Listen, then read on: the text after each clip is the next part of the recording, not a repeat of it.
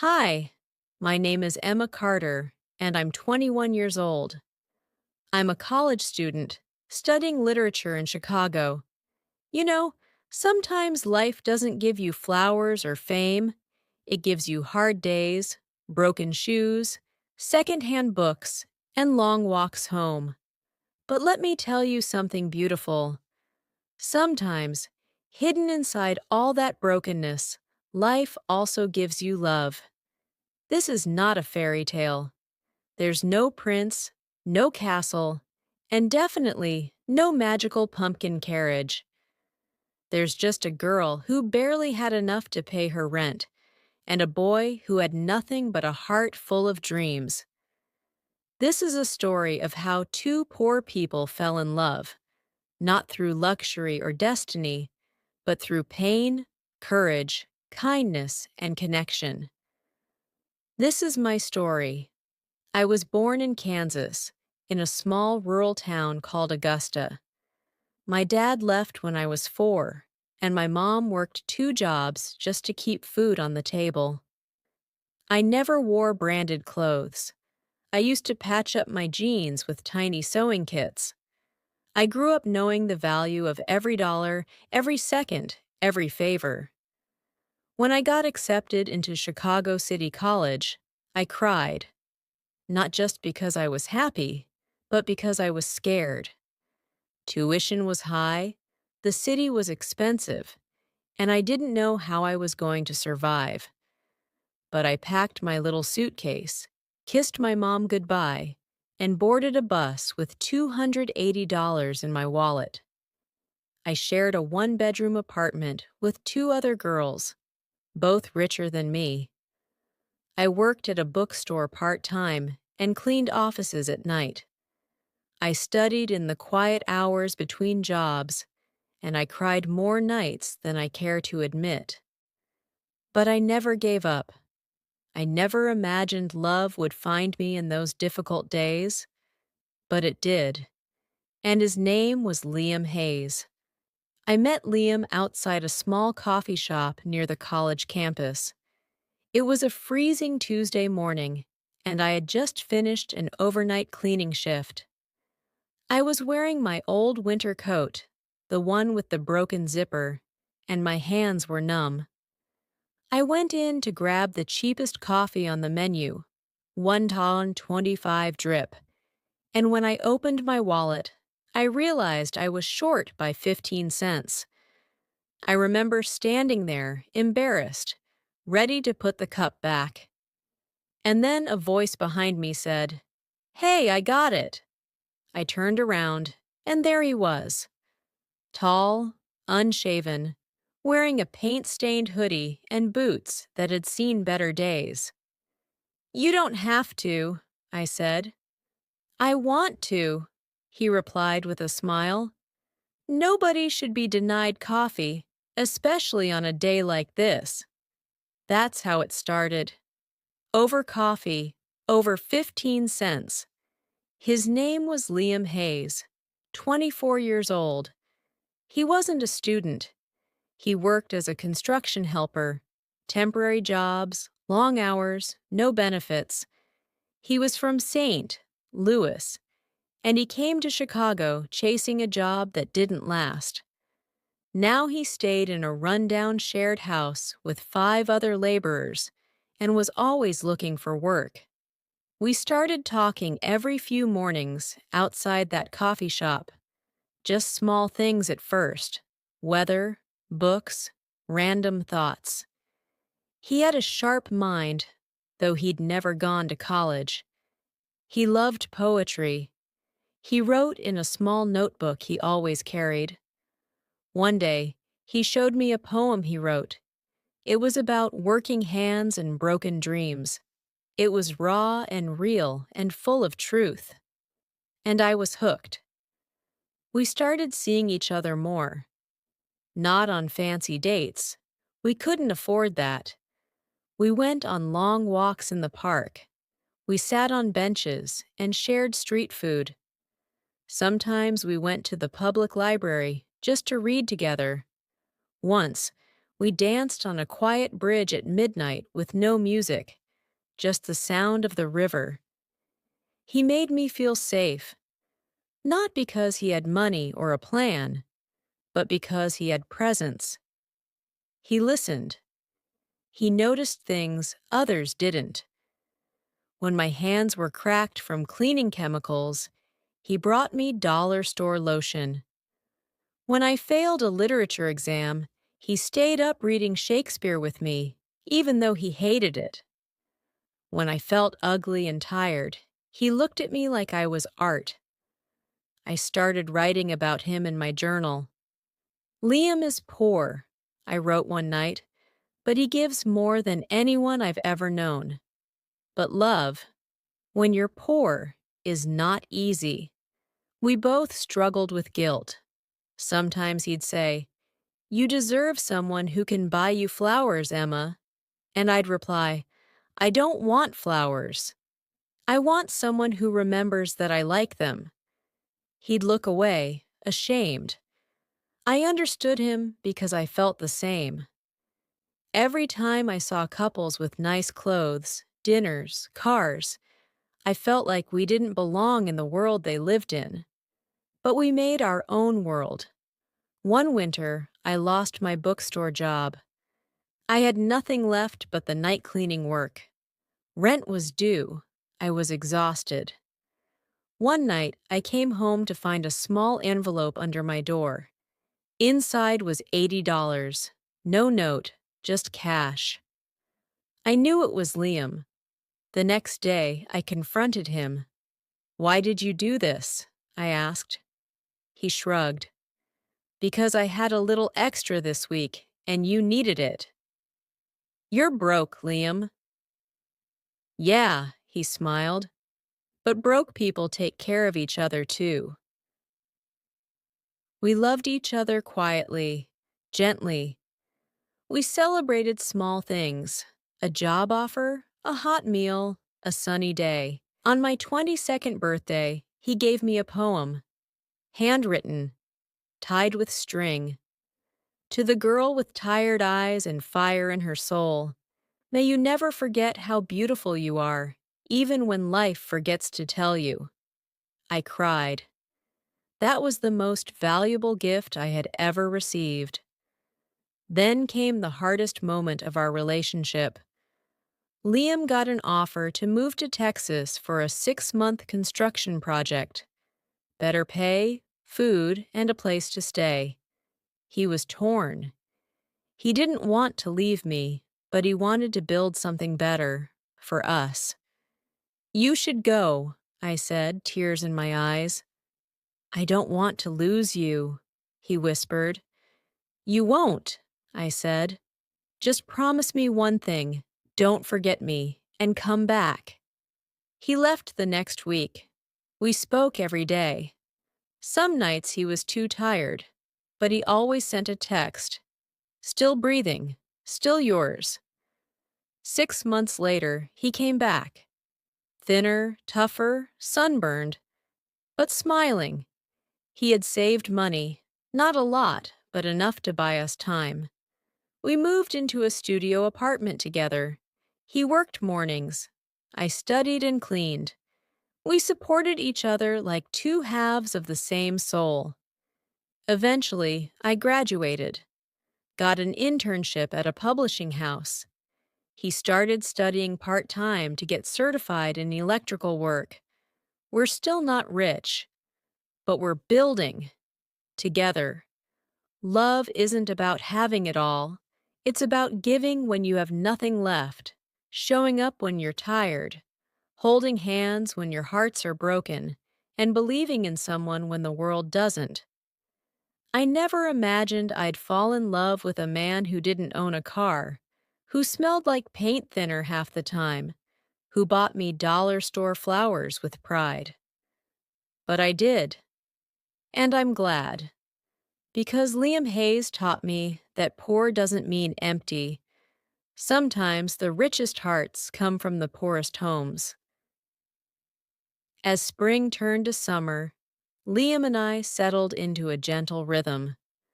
Our tiny studio apartment on the south side smelled of fresh laundry and late night takeout, sometimes a makeshift picnic on the floor when we couldn't afford more than one meal out. We'd lie side by side on the threadbare rug, his calloused hand stroking my hair, while I read aloud from the latest manuscript I was editing for my internship. The city was never quiet. Sirens, chatter, the rumble of elevated trains overhead. But in those moments, it felt like our own private world. We learned each other's rhythms. I learned that Liam hummed when he was nervous, and that the soft whine of the AC at night soothed him to sleep. He learned that I always tapped my foot when I was excited, and that I could recite Emily Dickinson by heart when I was happy. One muggy July evening, Liam surprised me with a picnic at Jackson Park. We sat on a threadbare blanket beneath a great oak, sharing day-old donuts and lukewarm lemonade he'd bought with the extra dollars he'd somehow scraped together that week. He had that shy, honest look in his eyes, like a boy who'd just discovered how to be brave, and he handed me a small folded piece of notebook paper. I unfolded it to find another poem. In hopeful light, we sow our seeds. In hopeful light, we heal our needs. By simple acts, our fortunes grow. In loving hearts, the richest glow. He reached out, fingers curling around mine. I know I can't promise you diamonds, he said, voice catching, but I promise to keep planting seeds of work, of dreams, of love, every single day. I laughed through tears and kissed him, careless of the sticky glaze on my lips. I don't need diamonds, Liam. I need you. That fall brought new challenges. The publishing house internship ended, and I struggled to find full-time work.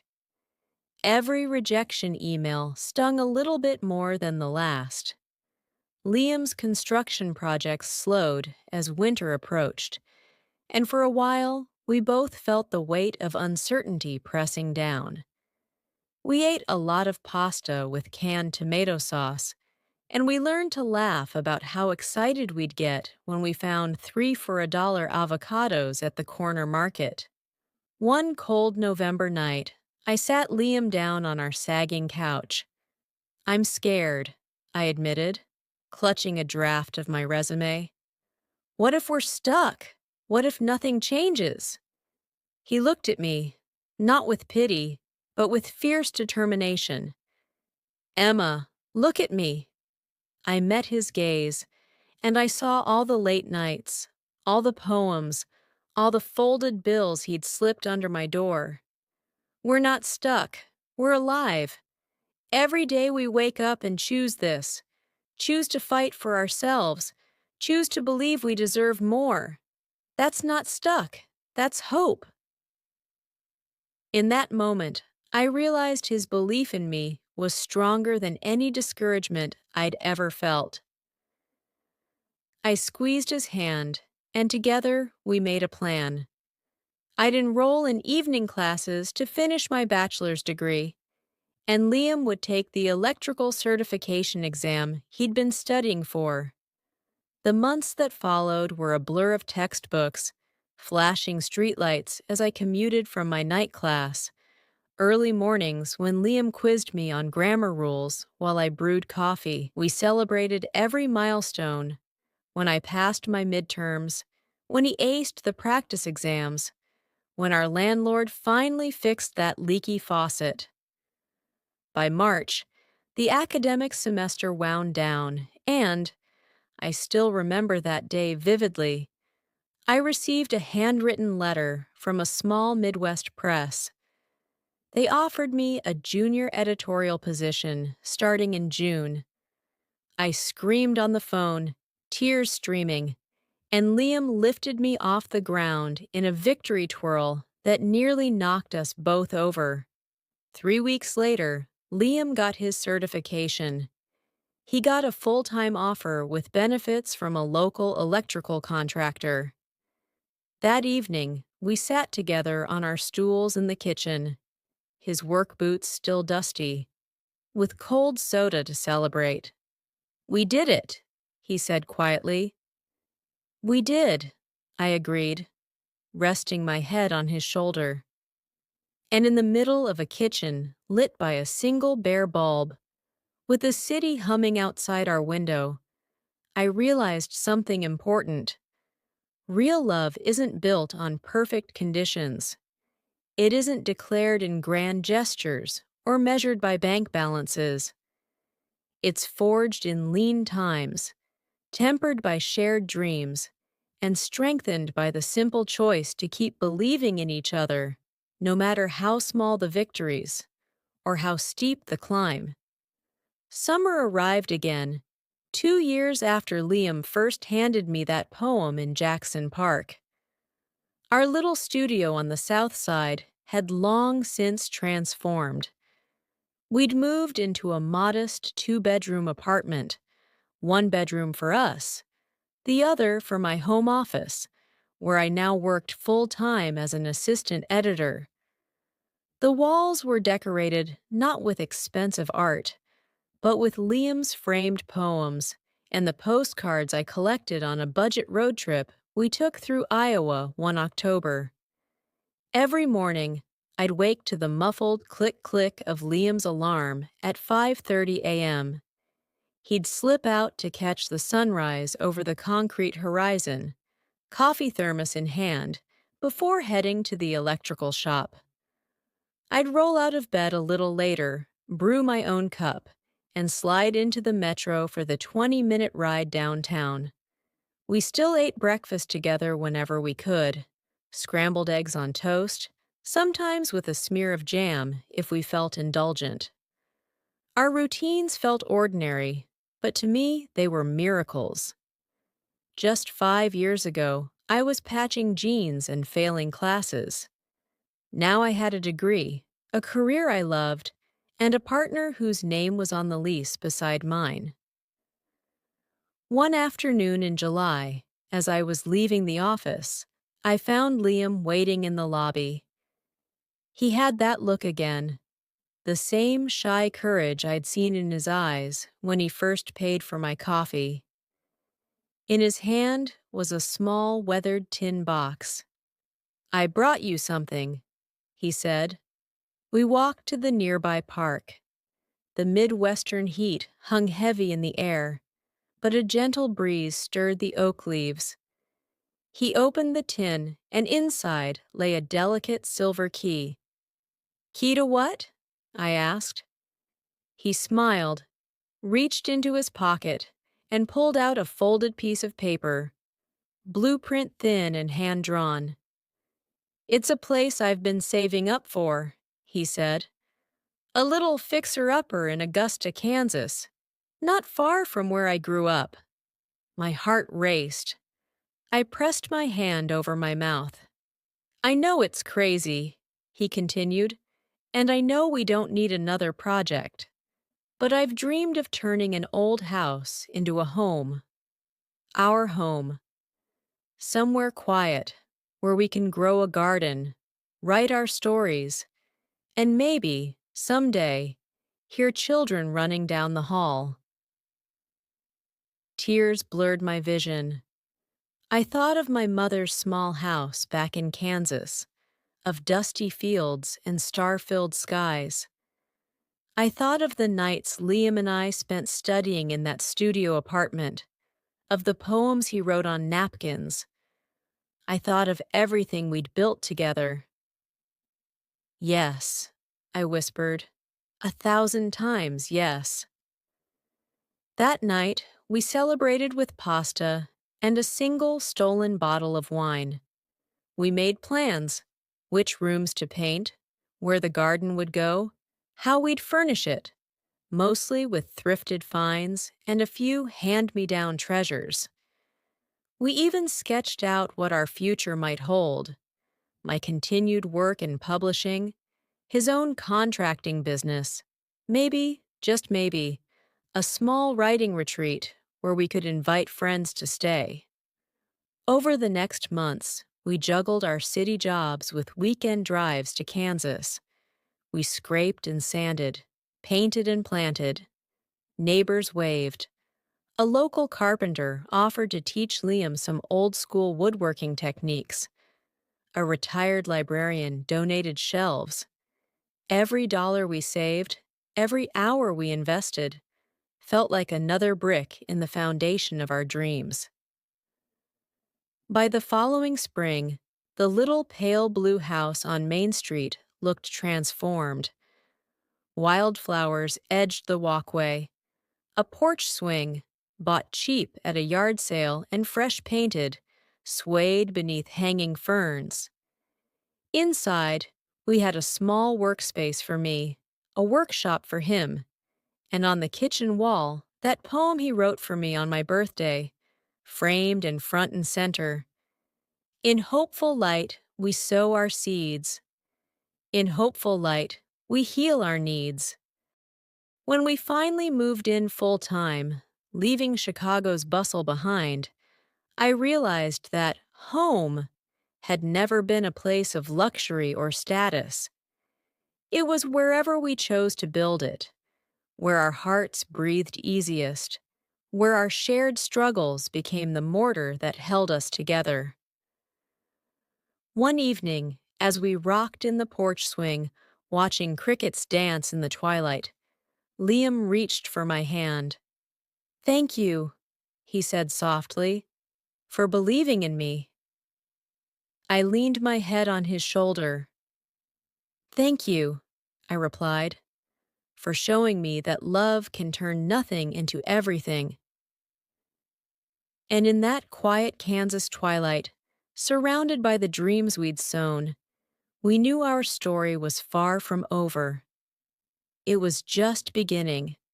A story of two people, once poor, who discovered that the richest life is built not on wealth, but on love, resilience, and the willingness to grow together, one seed at a time.